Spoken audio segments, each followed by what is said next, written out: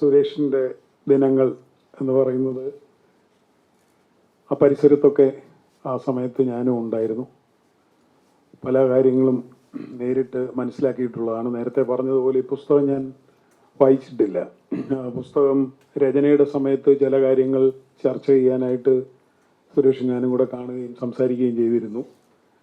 അന്നേരം ഒരു ഡ്രാഫ്റ്റ് അയക്കുന്ന കാര്യം സുരേഷ് പറഞ്ഞു, ഞാനത് വേണ്ട എന്നാണ് സുരേഷിനോട് പറഞ്ഞത്. അദ്ദേഹത്തിൻ്റെ അഭിപ്രായങ്ങൾ വായിച്ചറിയുന്നതാണ് നല്ലത് എന്നുള്ളതിൽ ഞാൻ ഈ രണ്ട് പേരും VS-ഉം സുരേഷും എൻ്റെ ജീവിതത്തിൽ എന്നെ ഒരുപാട് സ്വാധീനിച്ച രണ്ട് വ്യക്തികളാണ്. തീർച്ചയായിട്ടും അതിൻ്റെ മാഗ്നിറ്റ്യൂഡിൽ വ്യത്യാസം ഉണ്ടാവും. സുരേഷിൻ്റെയും ജീവിതത്തിൽ ഒരുപാട് സ്വാധീനം VS വരുത്തിയിട്ടുണ്ടെന്നുള്ള കാര്യം എനിക്കും സംശയമില്ല. നമ്മളും കണ്ടറിയുകയും ഒക്കെ ചെയ്തിട്ടുള്ളതാണ്. ഇതിൻ്റെ ആമുഖത്തിൽ പറയുന്നൊരു കാര്യം പെട്ടെന്ന് മറിച്ച് നോക്കിയപ്പോൾ കണ്ടതാണ്. സുരേഷിൻ്റെ ഫാദർ സുരേഷിനോട് ഒരു പുസ്തകം എഴുതുന്ന കാര്യം പറഞ്ഞ കാര്യം. സത്യത്തിൽ ആ സമയത്ത് തന്നെ സുരേഷ് എന്നോട് പറഞ്ഞിട്ടുള്ള കാര്യം, മൈ ഡേയ്സ് വിത്ത് VS എന്നുള്ള രീതിയിൽ ഒരു ഡയറി കീപ്പ് ചെയ്യണം എന്നാണ് അതാത് ദിവസത്തെ. അത് അന്നേ സുരേഷ് എൻ്റെ അടുത്തും പറഞ്ഞതാണ്.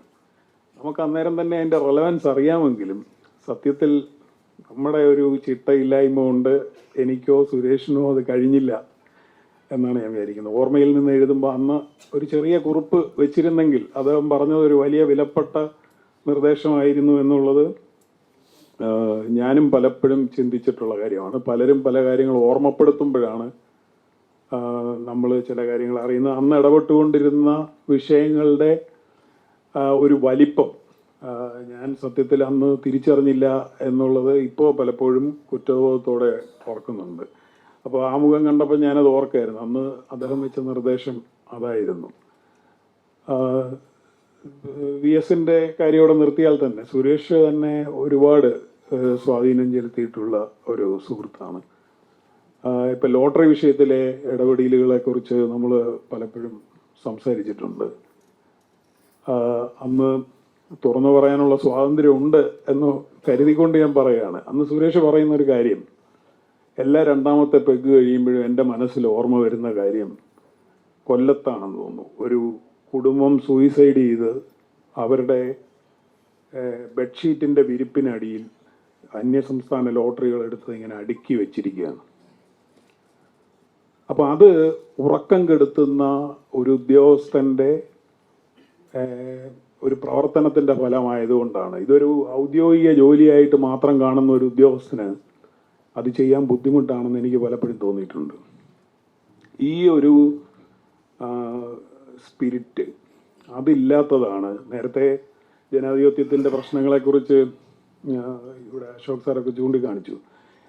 അത് ഈ ഒരു വേദന ഉള്ളിൽ നിന്ന് വരാത്തതിൻ്റെ പ്രശ്നമാണ് ഇവിടുത്തെ ജനാധിപത്യം ഫേസ് ചെയ്യുന്ന ഒരു പ്രശ്നം എന്നാണ് എനിക്ക് തോന്നുന്നത്. ഞാൻ സർക്കാരിൻ്റെ ഭാഗമായിട്ട് വഴിതെറ്റി വന്നതാണ്. ആ സമയത്ത് വളരെ സംശയിച്ച്, എനിക്ക് ഓർമ്മയുണ്ട്, ആദ്യത്തെ ദിവസം ഞാൻ ഈ കാറ് കൊണ്ടുവന്ന് എവിടെയോ പ്രസ് ക്ലബിൻ്റെ അവിടെ പാർക്ക് ചെയ്ത് കണ്ടോൺമെൻറ്റ് ഗേറ്റിൻ്റെ അതിലൂടെ ഡു ഐ ബിലോങ് ഹിയർ എന്നുള്ളൊരു സംശയത്തിൽ നമ്മളവിടെ ചെല്ലുക. അപ്പോൾ അന്ന് ഈ സ്മാർട്ട് സിറ്റിയുടെ ചർച്ചകളും എല്ലാം തിരക്ക്, ചീഫ് സെക്രട്ടറി ഉൾപ്പെടെയുള്ളൊരു വലിയ ബ്യൂറോക്രാറ്റിക് സംവിധാനത്തിൻ്റെ ഭാഗമായിട്ട് പെട്ടെന്ന് അതിൻ്റെ തിക്കിലേക്ക് നമ്മൾ വന്നു വീഴുകയാണ്. അപ്പം ഞാൻ മനസ്സിലാക്കിയ കാര്യം, വളരെ സംശയത്തോടുകൂടി ഫയലുകളെ സമീപിക്കുന്ന, ഡിസിഷൻ മേക്കിങ്ങിനെ സമീപിക്കുന്ന ഒരുപാട് പ്രമുഖരായ ബ്യൂറോക്രാറ്റ്സ്, ഒരു ഡിസിഷൻ എടുത്താൽ അതിൻ്റെ കോപ്പി എടുത്ത് കൈവശം വെക്കുന്ന, അവർക്ക് പേടിയാണ് അങ്ങനെ ചെയ്യുന്ന ബ്യൂറോക്രാറ്റ്സ്. അങ്ങനെയുള്ളവരുള്ള സെക്രട്ടേറിയറ്റിൽ അന്ന് സുരേഷ് തന്നൊരു ഉപദേശം എനിക്ക് ഓർമ്മയുണ്ട്. സുരേഷ് എന്നോട് പറഞ്ഞു, ജോസഫെ, ഫയലിനെ പേടിക്കണ്ട, നെപ്പോട്ടിസം ഇല്ല, സാമ്പത്തികമായിട്ടുള്ള പ്രശ്നങ്ങളൊന്നും ചെയ്യുന്നില്ലെങ്കിൽ ഒന്നും സംഭവിക്കാനില്ല, ധൈര്യമായിട്ട് ചെയ്യുക എന്നുള്ളതാണ്. എനിക്ക് തോന്നുന്നു അത് സുരേഷിനെ അടയാളപ്പെടുത്തുന്ന രണ്ടാമത്തെ കാര്യമാണെന്നാണ് ഞാൻ വിചാരിക്കുന്നത്. ഒരു ടാസ്ക് മാസ്റ്റർ എന്നുള്ള രീതിയിൽ ഒരു വിഷയം ഏർപ്പെടുത്തിയാൽ അത് എങ്ങനെയും നടത്തിയെടുക്കാനുള്ള ഒരു കഴിവ്, അതിനുള്ള ഒരു നമ്മൾ ഇച്ഛാശക്തി എന്നെപ്പോഴും പറയുമല്ലോ, അത് ഉണ്ടായിരുന്നു എന്നുള്ളതാണ് സുരേഷിൻ്റെ വേറെ ഒരു വലിയ അഡ്വാൻറ്റേജ് എന്ന് ഞാൻ വിചാരിക്കുന്നു. മൂന്നാർ ഓപ്പറേഷൻ്റെ കാര്യം നമ്മൾ പലപ്പോഴും പറയും, മൂന്നാർ പരാജയപ്പെട്ട ഒരു ഓപ്പറേഷനാണെന്ന്. ഞാനങ്ങനെ വിചാരിക്കുന്നേ ഇല്ല. കാരണം അതവിടെ പോയി എല്ലാ കയ്യേറ്റങ്ങൾ ഒഴിപ്പിക്കുക, അതിലുണ്ടായ പരാജയമൊന്നും മറച്ചു വെക്കാനല്ല ഞാൻ പറയുന്നത്. അതിനു മുമ്പ് ആൾക്കാർ വിചാരിച്ചിരുന്നത് എങ്ങനെയെങ്കിലും കെട്ടിടം നിർമ്മിച്ചു കഴിഞ്ഞാൽ പിന്നെ ഇത് സ്ഥായിയായി എവിടെ നിൽക്കും എന്നാണ്. നേരത്തെ പറഞ്ഞ ജനാധിപത്യത്തിൻ്റെ വേറൊരു ശക്തിയാണ്. നമ്മൾ സാധാരണ പറയാറുള്ള പോലെ ഇച്ഛാശക്തിയുള്ള ഒരു ഭരണാധികാരി അവിടെ വന്നാൽ ഏത് സമയത്തും ഇത് തിരിച്ചെടുക്കപ്പെടാം എന്നുള്ളൊരു തിരിച്ചറിവ് ഈ പണവും കൊണ്ട് കുറച്ച് കൈക്കൂലി കൊടുത്ത് കയ്യേറുന്നവരുടെ അടുത്തേക്ക് വരുന്ന സമയത്ത് അവർക്ക് എല്ലാ കാലത്തും, അതുകൊണ്ടാണ് നമ്മളിപ്പോഴും മൂന്നാറിനെ കുറിച്ച് സംസാരിക്കുന്നതെന്നാണ് ഞാൻ വിചാരിക്കുന്നത്. ഞാൻ ദീർഘിപ്പിക്കുന്നില്ല. ഞാൻ അതിൻ്റെ മറ്റൊരു ക്വാളിറ്റി സുരേഷിനുണ്ടായിരുന്നത് ഡെപ്തിൽ പോയി കാര്യങ്ങളെ മനസ്സിലാക്കുക എന്നുള്ളതാണ്. ഞാൻ ഇവിടെ ആർക്കൈവൽ, നമ്മുടെ സുരേഷ് ഓർമ്മിക്കുന്നുണ്ടോ, ഇവിടെ കിഴക്കേക്കോട്ടയോ പടിഞ്ഞാറേക്കോട്ടയോ ഉള്ള ആർക്കൈവൽ ഓഫീസിൽ ഞങ്ങൾ പോയിട്ട് അവിടുത്തെ ഈ ഓലയുടെ ഗ്രന്ഥങ്ങൾ, മൂന്നാറിൻ്റെ ഒരു കയ്യേറ്റത്തിൻ്റെ ചരിത്രം അറിയാൻ വേണ്ടി ഞങ്ങൾ പോയി ഫോട്ടോ സ്കാൻ ചെയ്ത്, എൻ്റെ വീട്ടിൽ ഇപ്പോഴും ആ വലിയൊരു ബുക്ക് ഇരിപ്പുണ്ട്, സ്കാൻ ചെയ്ത ബുക്ക്. എനിക്ക് അഭ്യർത്ഥിക്കാനുള്ളത് സത്യത്തിൽ അതിനെക്കുറിച്ച് മാത്രം ഒരു പുസ്തകം എഴുതിയാൽ ഇതിൻ്റെ ഒരു 4 ഇരട്ടി വലിപ്പം വരും.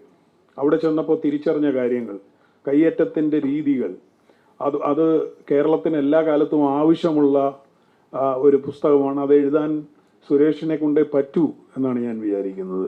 അത് തീർച്ചയായിട്ടും ചെയ്യണം എന്നൊരു അഭ്യർത്ഥനയും കൂടെയുള്ളത്.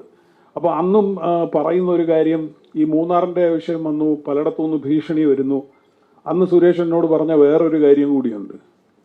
എന്തെങ്കിലും എനിക്ക് സംഭവിച്ചാൽ ഇവന്മാരാ ചെയ്തതെന്ന് ജോസഫെ തെറ്റിദ്ധരിക്കരുത്, അതാ ലോട്ടറിക്കാരായിരിക്കും എന്നാണ് പറഞ്ഞിട്ടുള്ളത്. അപ്പോൾ എന്ന് പറഞ്ഞാൽ അങ്ങനെ ഒരു തരത്തിൽ ഒരു ഡയറിങ് ആയിട്ട് ഈ പ്രവൃത്തി ഏറ്റെടുത്ത് ചെയ്തു എന്നുള്ളത് യഥാർത്ഥത്തിൽ മാർക്ക് ചെയ്യപ്പെടേണ്ട ഒരു കാര്യമാണ്. ഇത് ചെയ്യണമെന്നുണ്ടെങ്കിൽ ഞാൻ ഒരു കാര്യം കൂടി പറയാം, ജനാധിപത്യത്തെക്കുറിച്ച് പറഞ്ഞുകൊണ്ട് അതുകൂടി പറഞ്ഞ് ഞാൻ അവസാനിപ്പിക്കാം. സ്മാർട്ട് സിറ്റിയുടെ ചർച്ചകളിലെ നിർദ്ദേശം എല്ലാം വരുന്നു.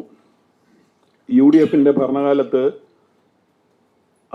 അവർ വെച്ച നിർദ്ദേശങ്ങളെക്കാളെല്ലാം കടന്നുകൊണ്ട് VS സർക്കാർ വന്ന സമയത്ത് ഈ നിർദ്ദേശങ്ങൾ അതേ TCOM അംഗീകരിക്കുന്നു.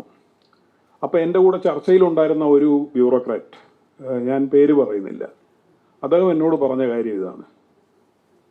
ഞങ്ങൾ ചർച്ചയ്ക്ക് പോകുമ്പം ഞങ്ങളോട് അന്ന് പറഞ്ഞിരുന്നത് ഏത് വിധേനയും ഇത് നടപ്പിലാക്കിയെടുക്കണമെന്നാണ്. അപ്പം ഞങ്ങൾക്ക് അവിടം വരെ പോകാൻ പറ്റൂ. ഇതങ്ങനെയല്ല, ഇത് സ്റ്റേറ്റിൻ്റെ താല്പര്യം സംരക്ഷിച്ചുകൊണ്ട് നടപ്പിലാക്കിയെങ്കിൽ അത് മതി എന്ന് പറഞ്ഞാൽ, അങ്ങനെ പറയുന്ന ഒരു ഭരണാധികാരി ഉണ്ടെങ്കിൽ, ഒരു പൊളിറ്റിക്കൽ ലീഡർഷിപ്പ് ഉണ്ടെങ്കിലേ ബ്യൂറോക്രാറ്റ്സിന് പോകാനും പറ്റൂ എന്നുള്ളൊരു പാഠവുമുണ്ട്. അപ്പോൾ ഇത് രണ്ടും കൂടി ചേർന്നതിൻ്റെ ഒരു ചിത്രമാണ് നമ്മളത് കണ്ടത്. അവിടുത്തെ എല്ലാ ശ്രമങ്ങളും പൂർണ്ണതയിലെത്തിക്കാൻ കഴിഞ്ഞു എന്ന് ഞാൻ വിചാരിക്കുന്നില്ല, പക്ഷെ പരാജയമാണെന്ന് ഞാൻ കരുതുന്നില്ല. അതുകൊണ്ട് ഈ മറ്റ് വിഷയങ്ങളെക്കുറിച്ചും, ഞാൻ ഈ പറഞ്ഞ 2 വിഷയങ്ങളും സമഗ്രമായി എഴുതപ്പെടേണ്ട പുസ്തകമാണ്. അതിനുള്ള ഒരു പേഷ്യൻസ് സുരേഷ് കാണിക്കണം. VS-ന്റെ കൂടെ അടുത്ത് ഇടപഴകിയിട്ട് ഞങ്ങൾക്കൊന്നും കിട്ടാത്ത ഒരു കാര്യം ആ ചിട്ടയാണ്. അത് ചിട്ടയായിട്ട് ചെയ്താലേ അത് ചെയ്യാൻ കഴിയുള്ളൂ. തീർച്ചയായിട്ടും കേരളം ആവശ്യപ്പെടുന്ന പുസ്തകങ്ങളാണ് എന്നാണ് ഞാൻ വിചാരിക്കുന്നത്. ഇപ്പോഴത്തെ അദ്ദേഹത്തിൻ്റെ പാഷൻ എന്നും എഡ്യൂക്കേഷനിലായിരുന്നു. തീർച്ചയായിട്ടും അതിന് എല്ലാ ഭാവങ്ങളും, ആയുരാരോഗ്യ സൗഖ്യം, പുസ്തകങ്ങൾ എഴുതാനുള്ള കഴിവ് എല്ലാം നേർന്നുകൊണ്ട് ഞാൻ നിർത്തുന്നു. നന്ദി.